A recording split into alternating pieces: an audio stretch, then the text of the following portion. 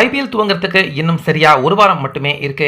எல்லா அணியின் பிரான்ச்சைஸ் பிளேயர்கள் எல்லாருமே வெளிநாட்டில் இருந்தும் கூட வந்து அவங்க டீம் கூட சேர்ந்து பயிற்சி எடுக்கவும் ஆரம்பிச்சிட்டாங்க. அதே போல நம்ம இந்தியா முதலாவது ஆட்டம் வர ஞாயிற்றுக்கிழமை மும்பை இந்தியன்ஸ் அணிக்கு எதிராக சேப்பாக்ல விளையாட போறாங்க.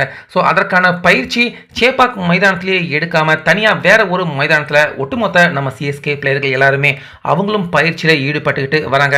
ஸோ இந்த நேரத்தில் தான் யாருமே எதிர்பார்க்காத விதமா 1 இல்லை 2 இல்லை 3 மிகப்பெரிய அடி மும்பை இந்தியன்ஸ் அணிக்கு தற்போது நம்ம சிஎஸ்கே அணிக்கு எதிரான முதலாவது ஆட்டத்துக்கு முன்னாடியே வந்து விழுந்திருக்கு. சோ இதை எப்படி சமாளிக்க போறோம் அப்படின்னு அம்பானில இருந்து ரோஹித் சர்மா, சூரியகுமார், ஹர்திக் எல்லாருமே புலம்பர மாதிரியான நிலைமையை நம்ம எம்எஸ் தோனி அவர்கள் மும்பை இந்தியன்ஸ் அணிக்கு ஏற்படுத்தி விட்டுருக்காரு. சோ அது எல்லாமே என்னென்ன அப்படின்னு ஒன்னொன்னா தெரிஞ்சுக்கிறதுக்கு முன்னாடி இந்த வீடியோவுக்கு ஒரு லைக் மட்டும் கொடுத்துருங்க. சோ ஹர்திக் பாண்டியா அவர் மும்பை இந்தியன்ஸ் அணியின் கேப்டனா வந்த உடனே மும்பை ரசிகர்கள் எல்லாருமே அவரை பயங்கரமா கொண்டாடுவாங்க அப்படின்னு அம்பானி எதிர்பார்த்தாரு.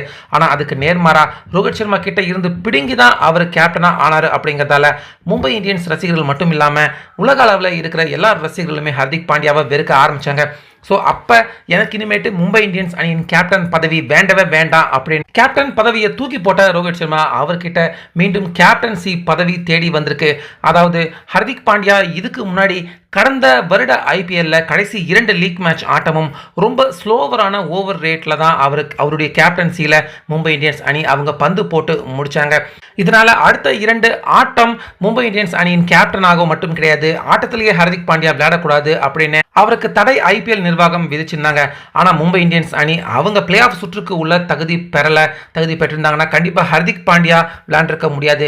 ஆனா அந்த ரூல்ஸ் அந்த சீசனோட மட்டும் கிடையாது, இந்த சீசன்லயும் தொடரும் அப்படின்னு ஐபிஎல் நிர்வாகம் அறிவிச்சிருக்காங்க. சோ அதனால இந்த தொடர்ல முதல் 2 ஆட்டம் ஹர்திக் பாண்டியா அவர் விளையாட முடியாத நிலைமை மும்பை இந்தியன்ஸ் அணிக்கு ஏற்பட்டிருக்கு. சோ இது ஒன்று ரொம்ப பெரிய ஒரு அடியாக மும்பை இந்தியன்ஸ் அணிக்கு பார்க்கப்படுது. அதே போல இரண்டாவதா மிகப்பெரிய அடி என்ன அப்படின்னா ஹர்திக் பாண்டியா கேப்டனா இல்லைன்னா அடுத்த கேப்டன்சி கண்டிப்பா ரோஹித் சர்மா அவர் தான் எடுத்து நடத்துவாரு அப்படின்னு எல்லாருமே எதிர்பார்க்கறாங்க. ஏன்னா இப்பதான் சாம்பியன்ஸ் ட்ரோஃபி கப் எல்லாமே வாங்கினாரு. ரோஹித் சர்மா மும்பை இந்தியன்ஸ் அணியின் கேப்டனாக செயல்படுவாரு அப்படின்னு எல்லாருமே எதிர்பார்த்தாங்க. முக்கியமா அம்பானி எதிர்பார்த்தாரு. ஆனா எனக்கு தேவையே இல்லை, எப்ப என்ன கேப்டன் பதவியில் இருந்து தூக்கிட்டீங்களோ மீண்டும் நான் வந்து கேப்டனா வந்து உட்கார விருப்பப்படல அப்படின்னு நேரடியாகவே ரோஹித் சர்மா அம்பானி அவங்க கிட்டேயே சொல்லிட்டாரு. இது இரண்டாவது மிகப்பெரிய அடியாக மும்பை இந்தியன்ஸ் அணிக்கு பார்க்கப்படுது. அடுத்ததா மூன்றாவது மிகப்பெரிய அடி என்ன அப்படின்னா பும்ரா எப்படியாவது அவர் இன்ஜூர்ல இருந்து குணமடைஞ்சு ஐபிஎல்குள்ள குணமாகி வந்துருவாரு அப்படின்னு தான் மும்பை இந்தியன்ஸ் அணி நிர்வாகிகள் எல்லாருமே எதிர்பார்த்தாங்க.